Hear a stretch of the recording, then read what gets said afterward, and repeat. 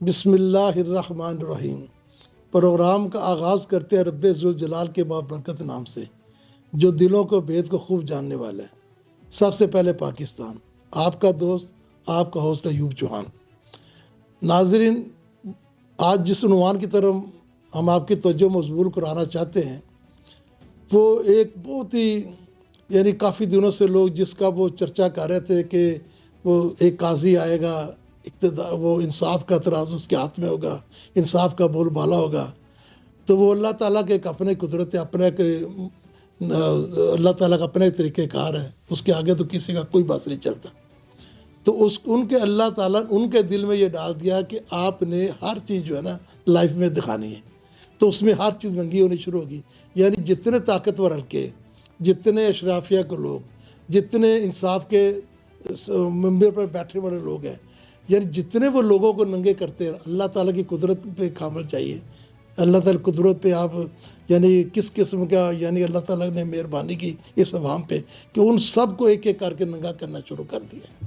تو میں آج جو میرا عنوان تھا نا، ہم تو جتنا بھی پروگرام کرتے ہیں، ہمارا صرف ایک عنوان سب سے پہلے پاکستان کو، پاکستانی ہیں، پاکستان تو ہم ہیں۔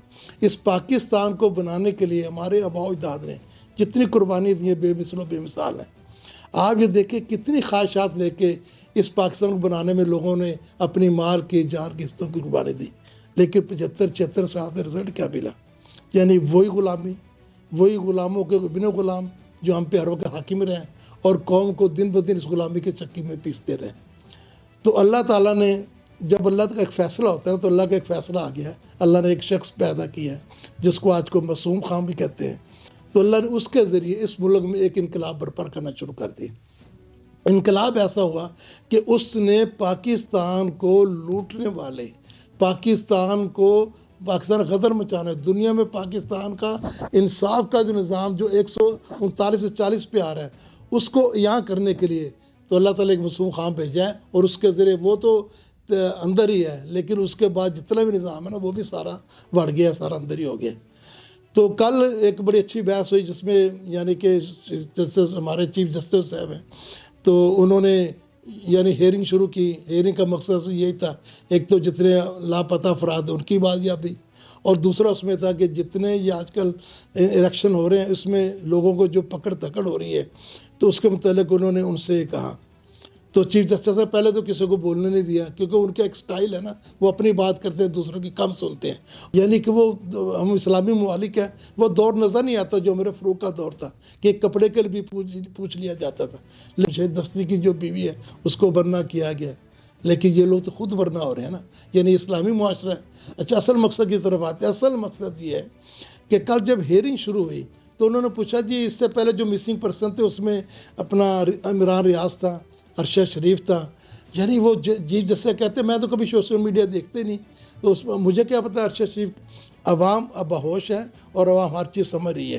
تو انشاءاللہ تعالیٰ اللہ تعالیٰ نے آپ کے ذریعے لائف کوریج کے ذریعے لوگوں کو سب کے جو یہاں بیٹھے تھے ان کے چہرے دکھا دیے ہیں، اور اس میں ایک مرد اہم جس کا میں ذکر کرنا نہیں بھولوں گا، جسٹس ابراہیم صاحب، جنہوں نے کہا تھا کہ میں نے خانہ کعبہ کے بیٹھ کے اللہ سے یہ وعدہ کیا تھا، اللہ اگر تیری سرزمین پہ میں انصاف نہیں کروں گا تو میں اس دن یہ منصب چھوڑ دوں گا۔ اور انہوں نے انصاف کی کل مثال قائم کر دی۔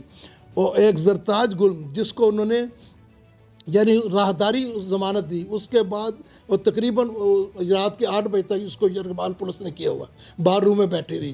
جب چیف جسٹس صاحب کو پتہ چلا تو انہوں نے رات کے 8 بجے عدالت کھولی۔ انہوں نے کہا جی مجھے انصاف کے لیے 3 بجے عدالت کھولنی پڑے گی، میں کھولوں گا۔ اس کو کہتے ہیں انصاف، اس کو کہتے ہیں جج، اس کو کہتے ہیں اللہ کا نائب۔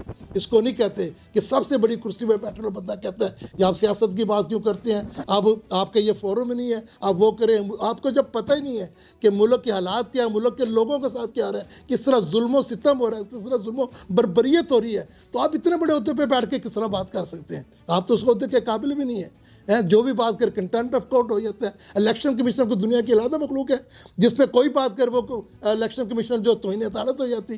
اگر عمر سے پوچھ لیا جائے تو اس کی توہین نہیں ہوتی۔ لوگوں نے فرعون سے بھی سوال کیے، نمرود سے بھی سوال کیے، شداد سے بھی سوال کیے، لیکن آپ کی کون سی مخلوق ہے کہ آپ کے سامنے کوئی بات نہیں کر سکتا؟ کہ آپ طاقت کے نشے میں اتنے اندر دودھ ہو گئے کہ آپ پورے ملک کو اپنی یرغمال بنائے؟ ایسا نہیں چلے گا۔